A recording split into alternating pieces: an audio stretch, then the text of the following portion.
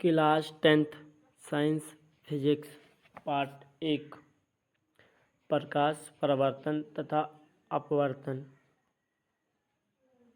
Light reflection and refraction.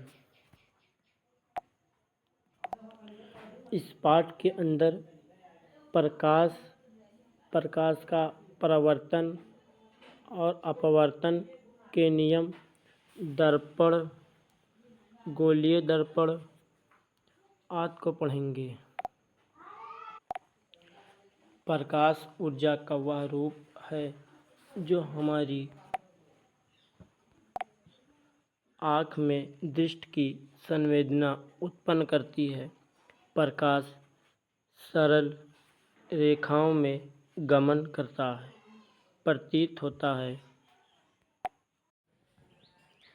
प्रकाश सरल रेखा में गति करता है, जैसे सूर्य का प्रकाश जमीन पे पड़ता है, सीधा ही, ये ऊपर नहीं जा सकता। रिफ्लेक्शन ऑफ लाइट, प्रकाश का परावर्तन।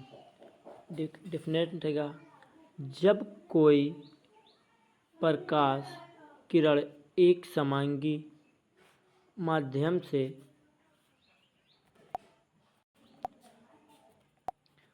चलकर किसी चमकदार पृष्ठ पर आपतित होती है, माध्यम में लौटकर आपतित होती है, तो वह चमकदार पृष्ठ से टकराकर पुनः उसी माध्यम में लौट जाती है।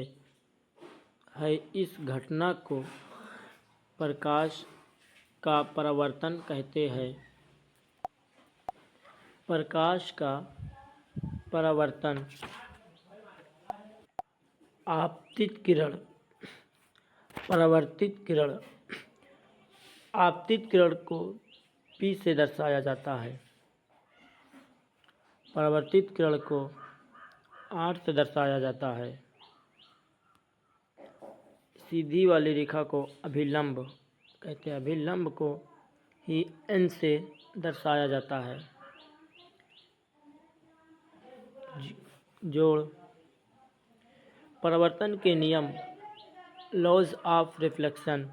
पहला नियम, ये दो प्रकार के होता है, आपतन कोण और परावर्तन कोण सदैव बराबर होते हैं। दूसरा, आपतन कोण, आपतित किरण, परावर्तित किरण और अभिलंब तीनों सदैव एक ही तल में होते हैं। ये तीनों एक ही तल में है, एक ही तल में ही होते हैं। दर्पण क्या होता है?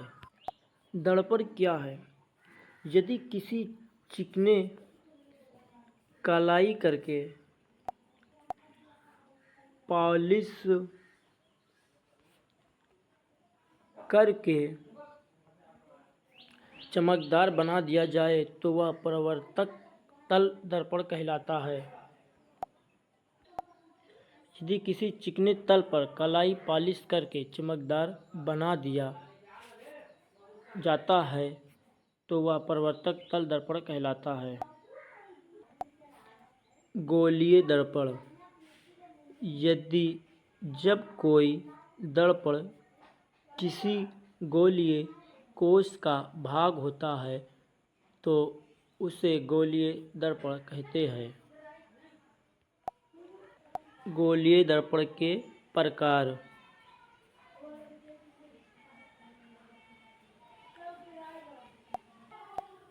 अवतल दर्पण, दूसरा उत्तल दर्पण।